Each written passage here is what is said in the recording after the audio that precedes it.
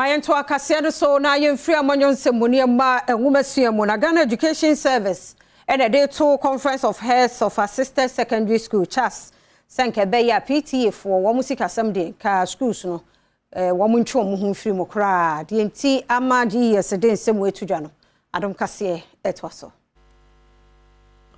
Ghana Education Service at the Abetudja say schools ahodo ebeti Parent Teachers Association ewo mu no enya de se wonum etiane mum nya wonum enpene so ene se obefa se akuyi so e de agigi sika efri adesuafo ne honom a ema wonum eninka school mu Ghana Education Service panyu kwanchefo abedi achi Dr. Kwabena Bempatando echire mu se de eku afoforo ewo schools ahodo mu no saa ena PTA a wobeti no so esese wonum eye adwuma. And so what we always say is that if the association or any association for that matter decides to levy itself in support of a cause,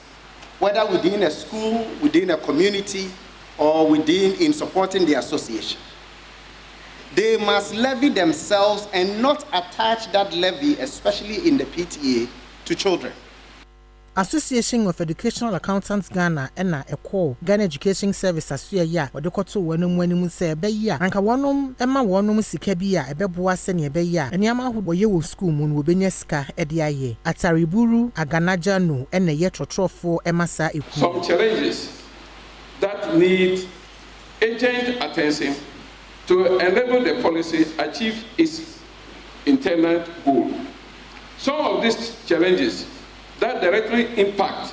the work of the educational accountants include, among others. It is our prayer that the Director General will consider as a matter of urgency to allocate enough financial resources for each region to improve the financial management capacity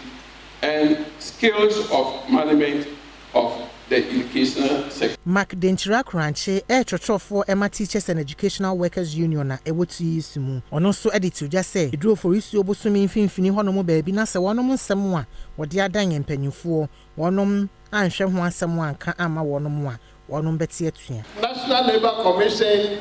who would easily run to the court and say we are putting injunction on your action. We are serving this notice today.